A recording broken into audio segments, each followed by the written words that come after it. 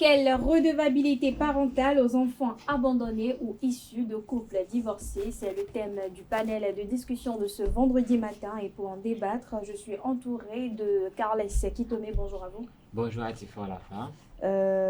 Abdelkader Achiro, bonjour à nouveau. Bonjour à nouveau à Tifo Alafa. Espérons nous commun. Nancirine Fatoumé, bonjour à vous. Bonjour. Pourquoi vous nous saluez ensemble? Ah, ok. Vous voulez que je vous salue séparément? Oui. Bonjour à vous, Nancirine. Ça gêne encore. Ça gêne encore. Bonjour. Non, mais ça gêne encore. C'est le groupe de la voix. Pourquoi il va me saluer avec vous? Comment allez-vous ce matin? Ça va. Vous avez passé une belle journée hier? Ah oui, j'étais au village hier, c'était intéressant. Intéressant. Je n'ai mangé que de la pâte, mais c'était intéressant pour moi. De la pâte. Vous n'avez pas goûté à l'igname? Non, pas du tout. Chez moi, on ne cultive pas vraiment de l'igname. C'est vrai qu'on m'a donné toute une cargaison de manioc pour que je revienne à Cotonou avec, parce que c'est ça qui a vraiment actuellement chez moi. Oui. Mais on m'a fait de la pâte avec du pont et BCC. Je n'ai mangé que ça hier, mais je suis vraiment content. J'ai bu en fait 2 verres de solabi et puis après j'ai bu, on m'a fait un petit jus avec assez de citron et puis c'était très agréable. C'était très agréable. Nous sommes vraiment contents pour vous. Espérons-nous commun, vous avez goûté à l'igname hier? Si. Le contraire est étonné. Nancirine Fatoumé. Nancirine Fatoumé. Non, moi je ne prends pas de l'igname pilé. Vous ne mangez pas l'igname pilé? Mais le fruit, oui. Le préparer? Oui. Vous n'avez pas goûté à rien des deux hier? Non, là à laquelle j'étais rentrée hier, je ne pouvais pas. Vous étiez où d'abord? J'étais au boulot. Oui, j'étais au boulot. Tout comme Abdelkader. Oui. Je vais me rattraper aujourd'hui. Non, mais c'est pas ça. Vous allez encore vous rattraper aujourd'hui? Oui, non. Hier, on n'a fait que lancer, on a ouvert le bal. Oui. C'est le lancement officiel. Oui, on peut manger l'igname pilé à satiété, c'est la saison. Et j'invite tous les amis à ne pas se limiter au 15 août. De l'igname, il y en a au Bénin actuellement et il faut le consommer à satiété. Il faut le consommer à satiété.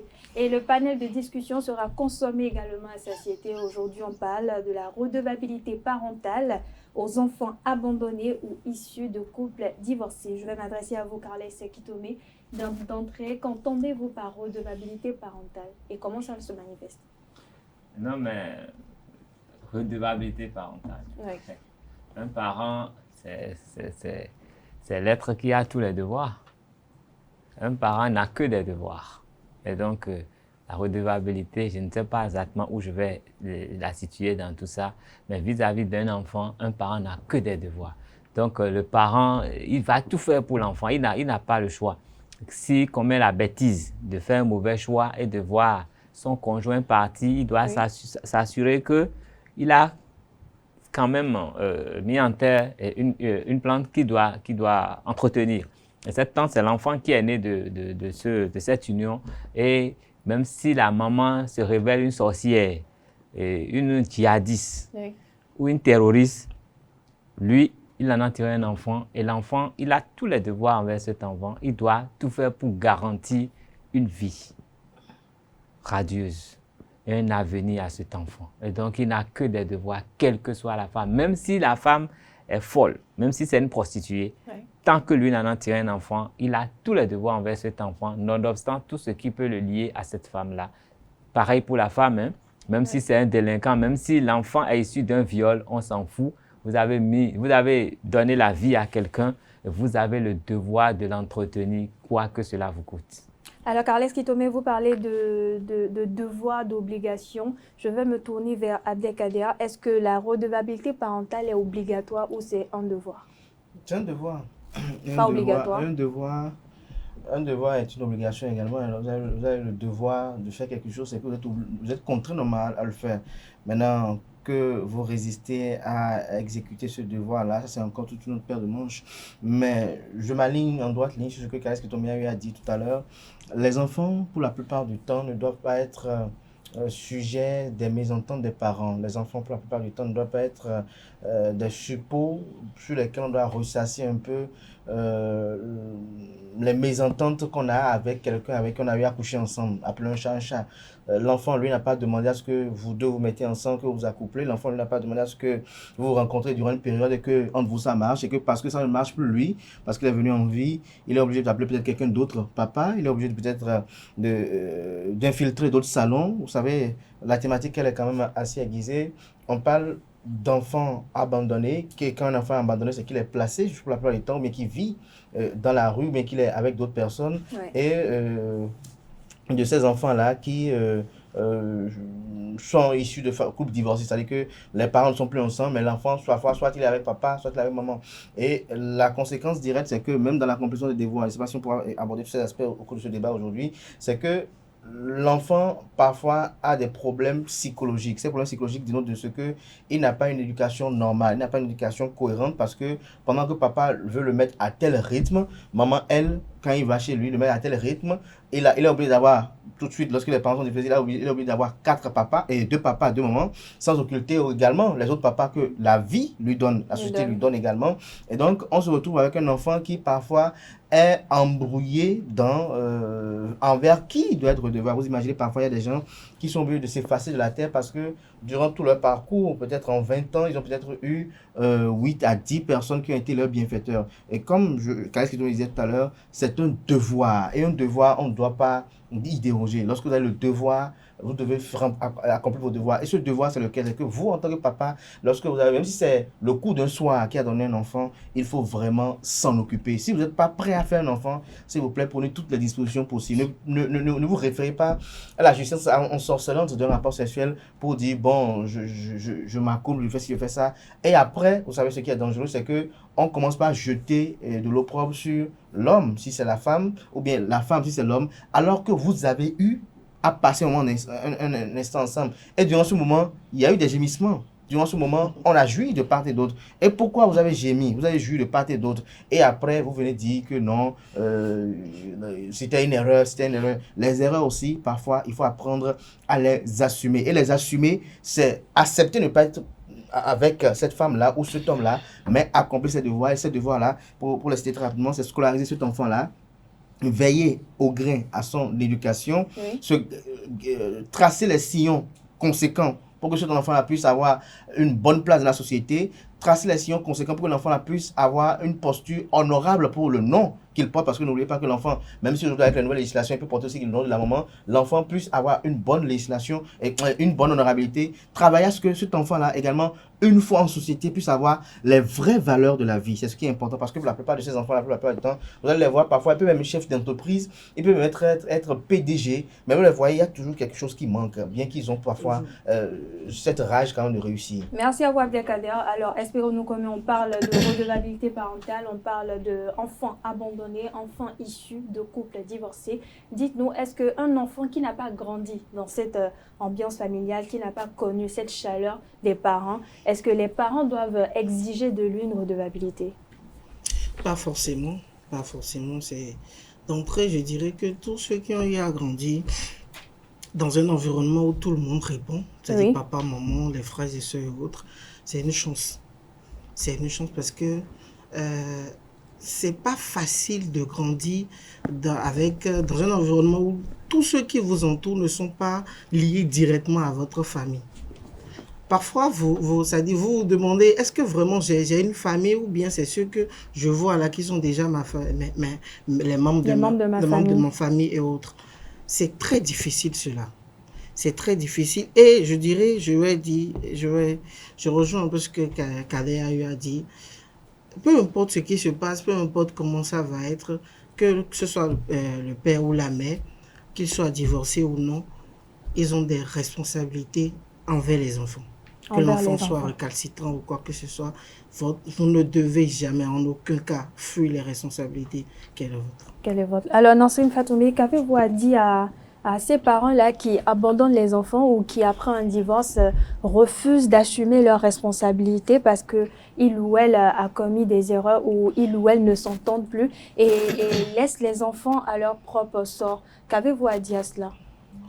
Bon, moi, je n'ai pas grand-chose à dire. Tout d'abord, je tiens à dire que l'enfant n'a pas demandé à naître, donc l'enfant ne devrait pas subir les astres de part et d'autre. Ce n'est pas parce que vous êtes divorcé que vous allez jeter vos chagrins sur l'enfant. L'enfant n'a pas demandé à naître. Donc, une fois divorcé, prenez vos responsabilités de part et d'autre, même si l'enfant décide de rester, que ce soit avec le père ou bien la mère, chacun doit prendre ses responsabilités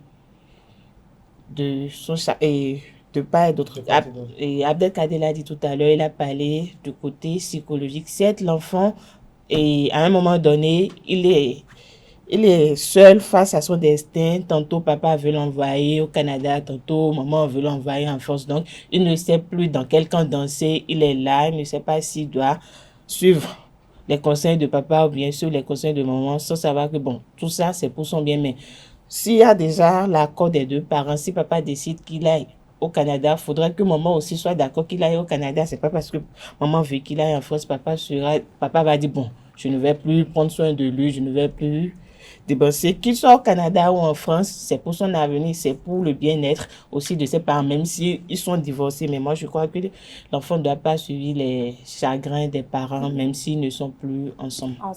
Alors, Carles Kitomé, est-ce qu'il n'y a pas un problème quand on dit que l'enfant doit être redevable envers les parents? Parce que c'est vrai, les parents, c'est eux qui donnent naissance, c'est eux qui doivent assumer l'avenir de l'enfant, l'aider, c'est-à-dire le nourrir, le loger, le vertir et tout.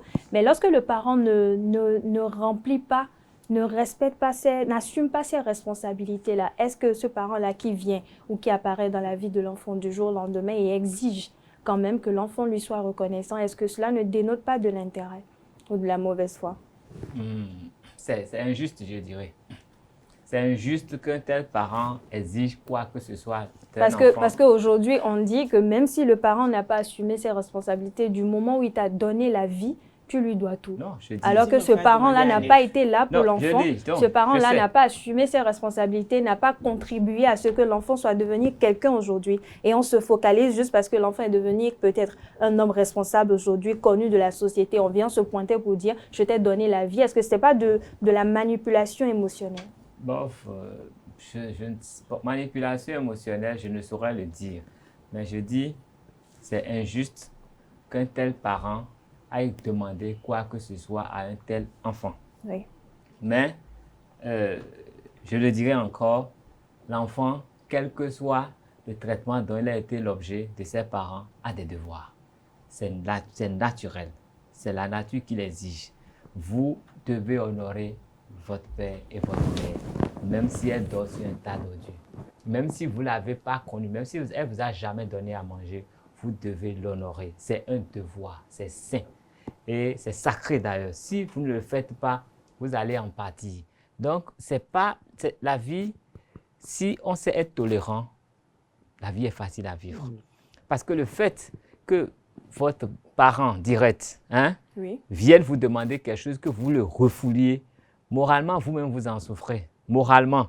Et vous aurez, c'est une rancune que vous avez et c'est une rancœur qui renaît à chaque fois que vous êtes en contact de ces parents-là. Donc, pour votre paix intérieure, il vaut mieux s'occuper d'eux comme vous le pouvez.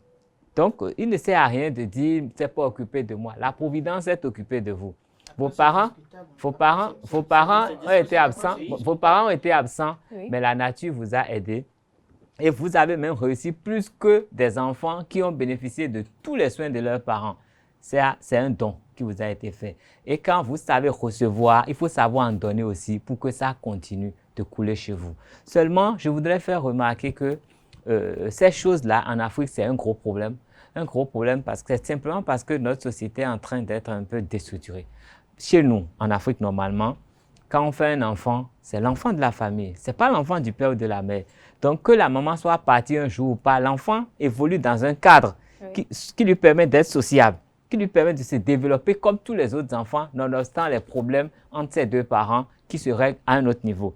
Même avec la polygamie, même quand un parent est défaillant, c'est que la société est organisée de façon que l'enfant ne sent pas trop les affres des conflits parentaux. Mais aujourd'hui, comme nous voulons vivre à l'européenne, on s'isole. Et c'est parce que, d'abord, est-ce que dans notre société normale comme ça, là, africaine, est-ce que généralement on dit que cette grossesse n'est pas de moi?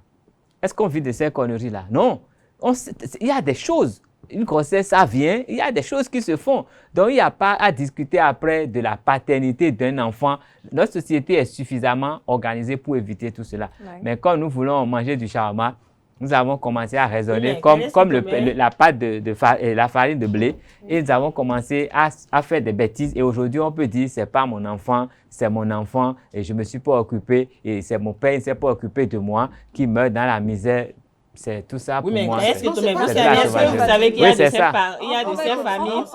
On va écouter Nasrine Fatou. Est-ce que Thomas, vous savez, il y a de ces familles, une fois que la maman n'est plus sous le toit de leur frère ou bien de leur grand frère, les enfants aussi ne sont plus avec eux, ils rejettent l'enfant. tout, ils rejettent l'enfant. C'est quel type de famille ça? Voilà, c'est. Non, pour c'est la vous dire- famille des méchants. Dans Non, aucune famille, non, c'est non, non, impossible. Justement, il y a des familles personne comme n'est ça. méchant. Non, je vais vous dire, volontairement, là, écoutez, non, rien qui est. Moi, Oui. j'ai été soumis à un problème. J'ai un cousin qui a renvoyé sa fille de la maison parce que sa fille soit avec quelqu'un dont il ne veut pas. C'est un gros problème. Mais moi, je dis, mais qu'elle sorte avec qui elle veut. Tu es papa, tu dois assumer, tu dois tes responsabilités là.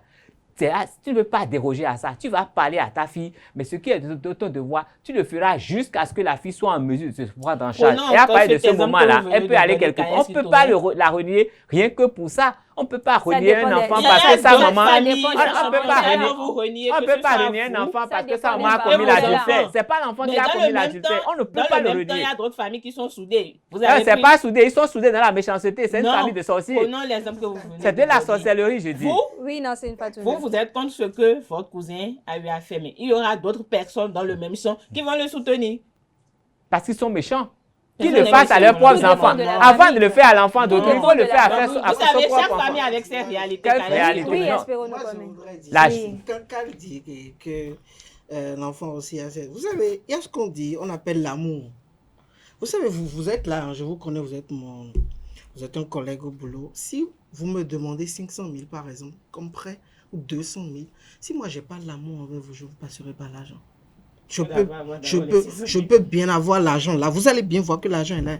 Mais si je ne vous aime pas, je n'ai pas vraiment ce qu'on appelle l'amour. Si je n'ai pas ça envers vous, je ne veux pas vous passer l'argent. Pour dire quoi? Non, pour dire quoi? Pour dire quoi? Ouais. Hein? Si un parent n'a pas pu, je prends un père, si un père n'a pas vraiment, s'il ne prend pas soin d'un enfant, qu'il ne réclame rien à l'enfant. Voilà. Zéro. L'enfant, c'est quoi? Ah, non, attendez. L'enfant, L'enfant, c'est c'est quoi? quoi? Qu'il Ouais. en sait, qu'il Ah soit... oui? non, L'enfant, c'est quoi? attendez, On va s'écouter. Oui, attendez. Je n'ai pas demandé à Il s'en fout de ce qu'il en sait ou quoi que ce soit. Si tu ne prends pas soin d'un enfant, ne viens rien réclamer à ce dernier. Il est libre de t'aider, comme ça dit, comme ça l'enchante en fait.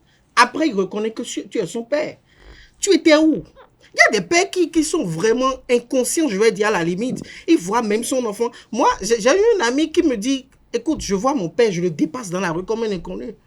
Et l'enfant, s'il réussit maintenant, demain, le papa dira que... Non, attendez. Une partie des Non, malédictions. attends, non, c'est pas une question de malédiction. On ne dépasse pas son père. Non, mais le père, mais si le père te dépasse, attendez, si le père te voit et il sait que toi, tu es mon fils, et il t'ignore, il te Tu le dépasse dans la salues. rue. Lui peut ne pas te répondre. Et si le salut ne le peut pas, demain Il vous y a allez pas encore de- le il faut saluer. continuer. C'est le Alors, devoir d'un c'est- enfant. On peut frapper Non, un non, enfant parce qu'il que n'a ça pas soit... salué Non, ses parents le matin. Là, Vous ne pouvez pas saluer votre père le non, matin. je dirais Vous pouvez faire ça. je Vous pouvez dirais, faire ça. non, je dis, On va vous il y a fêter des- autant, il oui. y a des pères, quand tu les salues, ils te giflent en plus. Il y a des pères, quand tu les salues, ils t'agressent. Pourquoi tu me salues? Ah bon? Bah, vous ne savez pas. Ça, je n'ai jamais vu. Ben voilà, je vais vous Voilà. dire. C'est un Ah homme. non, ah non. C'est un homme. Vous parlez d'un homme, bien, c'est un personnage de film. C'est pas une question de personnage. C'est pas un personnage. Si vous C'est n'avez pas quelque pris chose qui est soin, réel, Carlos. si vous n'avez Ah pas, bon? non, attendez, si vous n'avez pas pris soin d'un enfant, Ouais, je suis béni, ne réclamez rien. Et je dirais pour terminer, Oui. moi je fais partie des catégories de personnes qui font, moi je fais tout par amour, je le dis en toute honnêteté. Oui. Si par exemple ça ne me passe pas, si tu me demandes quelque chose et puis ça ne me passe pas, moi je t'aide pas. Ça c'est clair. C'est clair. C'est ça par Alors, amour. Abdelkader, un enfant qui a été abandonné et qui n'a pas connu ses parents, qui n'a pas connu cette chaleur parentale, cette chaleur familiale, est-ce que le parent qui vient, qui surgit dans la vie de l'enfant et exige une redevabilité, est-ce bon? Déjà, il faut que le parent lui-même, en dérogeant à la tradition et en ne prenant pas soin de son enfant, doit être astreint à vivre une réalité. C'est laquelle l'enfant qui n'a pas grandi avec ses parents a toujours des choses qui lui manquent. Partout. Vous les voyez, qu'il soit, je le disais tout à l'heure, même j'en connais plein, qu'il soit directeur d'entreprise, qu'il soit promoteur, si ça. L'enfant qui n'a pas grandi avec les parents n'a pas l'amour parental. Et je crois que l'amour parental, c'est le socle de toute la vie. Lorsque n'avez pas l'amour parental, vous n'arrivez pas à aimer quelqu'un. Lorsque vous n'arrivez pas à aimer quelqu'un, il vous est difficile parfois d'avoir une stabilité dans certaines relations et d'avoir quand même une certaine valeur. C'est vrai que de l'autre côté, ce que le parent là ignore et que beaucoup de la société ignore, c'est que l'enfant qui n'a pas eu l'amour parental est souvent sans état d'âme. Et quelqu'un qui est sans état d'âme n'a pas d'état d'âme ni d'esprit pour avoir certaines postures qui, peut-être à la limite, peuvent être assimilées à de la méchanceté ou peut-être à de l'inhumanisme. Parce que quelqu'un qui, tout au long de son parcours, n'a eu que sa propre personne pour faire face aux âmes de la vie, parce que lorsque vous vivez avec vos parents, il y a des choses pour lesquelles vos parents ne vous laissent pas vivre. Il y a des choses que vos parents ne vous laissent pas faire. Il y a des choses que vos parents... Vous savez aussi, il y a aussi deux catégories, parce que tout à l'heure j'ai suivi un peu l'échange des collègues.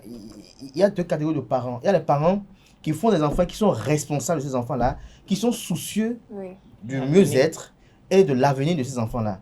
Tout comme il y a d'autres parents qui sont parents de nom.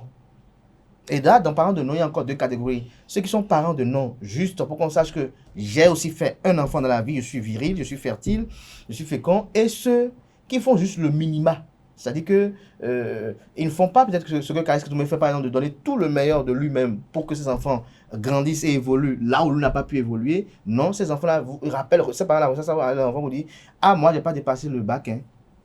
Donc, je t'ai déjà payé jusqu'au bac, maintenant, il faut que toi-même tu te débrouilles toi-même. Mais par contre, il y a des parents qui n'ont même pas le CEP, mais qui disent que leurs enfants, contre vents et marées, vont finir tout ce qu'il y a comme diplôme dans la filière qu'ils ont enclenchée. Et ces parents, parfois, il y en a qui vendent à Tontokpa, que je salue au passage. Il y en a parfois qui sont des menuisiers. Il y en a à côté ici que je connais qui est tailleur et qui lui-même n'a pas le BPC, mais qui a dit que sa fille à lui va avoir le doctorat. Et il s'est sacrifié, il a sacrifié des besoins de vie, de survie, notamment des moyens de locomotion, notamment son entreprise, son atelier de couture qu'il avait, il pouvait acheter des machines, mais il a sacrifié tout cela pour que sa fille soit. Et pour rejoindre à ce que Caris Kitoumé disait tout à l'heure, qui est quand même une petite digression, mais très utile pour ce que nous disons ce matin, lorsqu'un parent fait autant de sacrifices sur la vie d'un enfant, et que l'enfant décide de s'engager, il peut arriver parfois que le papa dise « Non, je ne veux pas cela ». Parce que n'oubliez pas une chose, parfois nos parents sont comme des personnes qui reçoivent de la providence des prémonitions sur notre vie et sur notre avenir. Et il arrive parfois que ces prémonitions ne soient pas exactes. D'autres, parfois, elles sont d'une exactitude indéniable. Et donc, lorsque le parent estime, parce que quand là vous êtes aujourd'hui, vous avez des enfants, et vous imaginez tous les sacrifices que vous faites pour que ces enfants-là aillent à l'école, qu'ils puissent faire ceci, qu'ils puissent faire cela. Et que cet enfant-là, demain, décide de s'engager avec quelqu'un dont vous estimez être indigne des Kitoumé. Il est normal que vous allez jusqu'à dire que moi, Caris Kitoumé, pour les valeurs que je prône, pour par exemple ces émissions que nous animons ensemble et que ce que vous avez à dire, votre enfant à vous ne peut pas avoir cette posture. Je donne un exemple simple, par exemple, quelqu'un qui a été tout le temps contre l'homosexualité, qui n'admet du tout pas l'homosexualité et qu'il apprenne que le fruit de ses entrailles lui-même veulent faire un mariage homosexuel. Vous imaginez, il peut arriver que ce parent-là puisse dire, mais dans quelle vie je suis? Je crois qu'au Congo, il y a eu un truc du genre comme ça où un pasteur s'est suicidé parce que, pour la raison, parce que sa fille à lui veut, et malgré tous les rappels, veut être homosexuel. Donc, comprenez parfois qu'il y a des parents qui ne sont pas tolérants face à certaines choses. Parce que les parents estiment que, comme dirait Steve Fassia, œuvre de tant d'années s'écouler en un seul jour. C'est-à-dire que tout ce que vous avez investi, tous les sacrifices, les soirées, les moments où Caris Kitoumé a dit, bon, peut-être je peux faire ci, je peux faire tel fait, je peux faire ci, et dit, non, ah, mon enfant doit aller, la rentrée approche, ah non, il doit avoir ci. Tous ces sacrifices-là, en un éclat, à cause d'un mauvais engagement, voilà, quand l'enfant avec vous peut à peine 18 ans, 20 ans. Lorsque vous êtes un enfant, hein, il fait 18 ans avec vous. Mais l'enfant après vit avec quelqu'un avec qui il fait 50 ans, 60 ans s'il a 80, et même 80 s'il arrive à avoir 100 ans. Ça veut dire quoi? L'enfant passe plus de temps avec sa compagne ou son époux que même nous-mêmes qui sommes ses parents. Ça veut dire que si ce choix-là est mal fait, sa vie est biaisée. Si ce choix-là est mal fait, c'est que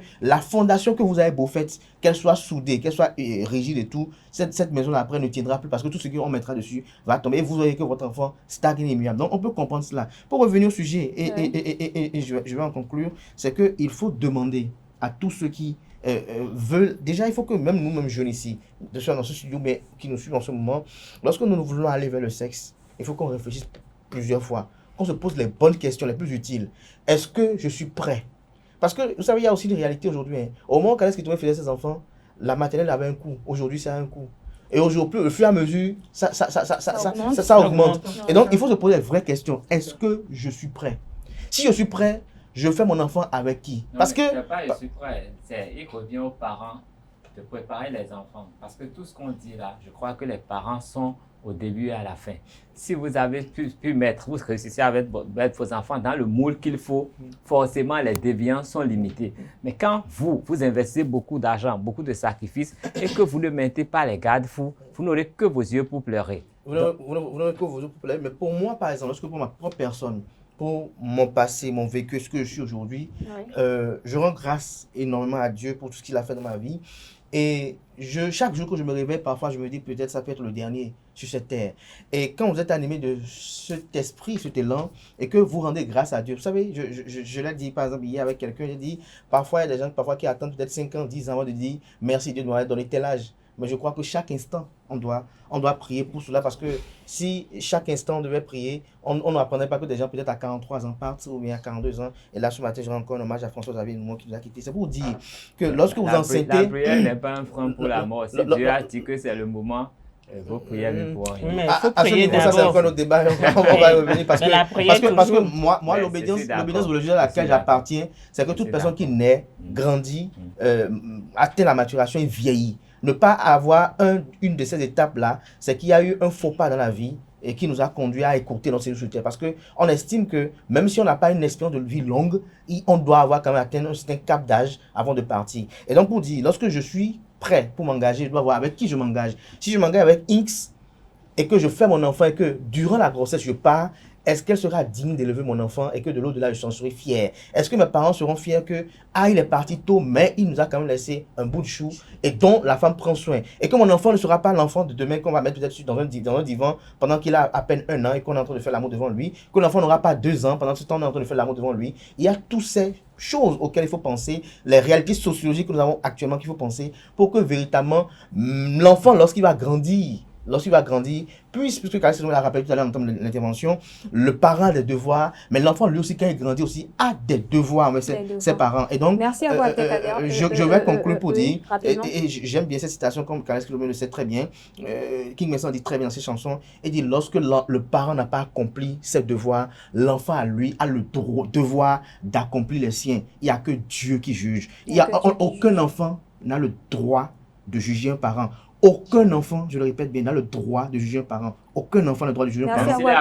Merci à vous, Abdelkader. Alors, j'ai quand même une petite question à vous, Carles Kitomège. Ça peut paraître un peu bête, mais je voudrais vous poser, vous qui êtes parent, est-ce qu'un parent doit-il forcément attendre que l'enfant lui soit redevable? Parce que moi, je me pose souvent la question, un parent qui donne naissance à un enfant, qui assume ses responsabilités, qui éduque l'enfant, qui l'aide à grandir, qui l'aide à lui assurer une bonne avenir. Le parent le fait pourquoi? Est-ce pour l'intérêt?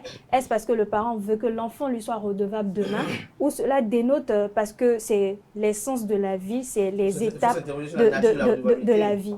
Est-ce que vous, aujourd'hui, avec vos enfants, vous faites tout ce que vous faites aujourd'hui parce que vous attendez une redevabilité, une reconnaissance, ou vous le faites parce que vous avez l'instinct parental, vous êtes parent, vous aimez vos enfants? Il m'est difficile de répondre à la question parce que je ne sais pas pourquoi je le fais. Parce que c'est bizarre, moi je ne sais pas si ça vous arrive, non, moi je me pose toujours la question. Je ne sais pas, pourquoi, il y a une chose, je ne sais pas pourquoi je le fais. Il y a une chose, je sais que mes parents, ils m'ont donné tout ce qu'ils pouvaient. Voilà. Donc, instinctivement, tout ce que je peux, je donne à mes enfants. C'est curieux. Je vais le dire. Je suis venu ici ce matin, je n'ai même pas un franc dans ma poche. Mais quand je me suis réveillé, j'ai pensé à une chose. Qu'est-ce qu'il faut pour mes enfants? Et j'ai mis en place tout ce qu'il faut pour que mes enfants n'aient pas à se plaindre jusqu'à ce soir. Et moi, je suis parti les poches vides. Mais ça en fait, c'est la logique à mon avis. Il n'y a pas autre chose à faire. Donc vous, vos devoirs parentaux, c'est pas parce que je pense à demain. Vous assumez vos responsabilités, ne dénotent pas de l'intérêt. Vous n'attendez pas forcément que Dieu ait de l'intérêt. Et puis, en retour. Elle a cette posture et à ces valeurs et cette pathologie comportementale pour la simple raison que son père à lui, sa mère à lui, se sont comportés exactement comme ça. C'est-à-dire que quoi? L'enfant passe avant tout. Et bien l'enfant passe avant tout. Pour d'autres, ils passent eux avant l'enfant. C'est pas seulement qu'ils passent eux. Eux-mêmes, ils passent d'abord avant l'enfant. Leur plaisir que ce soit plaisir ordinaire et extraordinaire, passe tous les sens eux du avant terme. l'enfant. Ça veut dire quoi? Pour eux, l'enfant ne se résume qu'à 2 choses. Je le paye la scolarité le matin et je regarde là, j'envoie quelque chose à la maman. Maman, je laisse quelque chose pour maman pour qu'elle prépare et ça s'arrête là. Qu'il s'habille, je m'en fous. Oui, Carles qui te met poursuivi. Hier, par exemple, Oui. je me suis senti obligé d'aller passer ma journée au village parce que je me suis dit, j'ai le devoir d'aller voir ma maman. Même si je n'ai rien à lui apporter, je suis son enfant, il faut que je la voie avec une certaine fréquence. Donc, je suis allé, pas en lui apportant grand-chose, mais j'ai dit, c'est un devoir que j'ai accompli envers ma maman. Et en même temps, envers mes enfants, c'est un autre devoir. Mais pourquoi j'ai de la facilité à le faire? Moi, mon papa, il est mort à 81 ans. Mais quand il prend le téléphone, même à 1 mois de sa mort, quand il prend le téléphone, il m'appelle. Quand on commence à parler, il dit, mais ta voix, elle est bizarre aujourd'hui. Tu as un souci? Je dis, non. Il dit, ou bien tu n'as pas l'argent. Bon, ok. Tout à l'heure, quand on finit de parler, mon père peut me faire un dépôt à 81 ans. Alors que moi, je me dis, il faut... Non, je me dis, écoutez, je me dis, il faut toujours... Je me dis, tous les mois, il faut que je fasse telle chose pour mon père. Il y a des mois, je n'arrive pas à le faire. Mais s'il n'a pas entendu ma voix, au bout de 3 jours, il m'appelle. Et quand il entend ma voix, il sent une pointe de tristesse. Il demande toujours. Si je n'arrive pas à dire ce qui ne va pas, il dit, ou bien tu n'as pas l'argent. Et il ne dit rien. Il m'envoie de l'argent. Donc, si j'ai été éduqué par quelqu'un de comme quelqu'un le dit, le je ne papa sais de pas. Carles qui te met au combat. Oui, très rapidement pour conclure. C'est que mais n'était pas fort lorsqu'on riche. parle de redevabilité, il faut qu'on consacre même un panel intégralement à ça parce que il y a des parents qui ne comprennent pas ce qu'ils mettent dans la redevabilité des parents. C'est pas que l'enfant que vous avez scolarisé, que vous avez nourri, pour lequel vous avez fait des sacrifices, que l'enfant, tout ce qu'il gagne, lorsqu'il gagne son salaire, c'est tu as gagné combien ce mois? Toi, tu es à 200 000 le mois et tu me donnes 6. On a des parents qui font ça. Il y a des parents qui font ça. Il y a des parents qui font des programmes dans le salaire d'autrui. Il y a des parents qui vont jusqu'à même demander à l'enfant, mais tu donnes combien à ton épouse par exemple? Ah non, non. Il y a des parents qui exigent. Et la seule chose, et je dis, il faut condamner ces parents qui font, il faut condamner ces parents qui font chanter leurs enfants.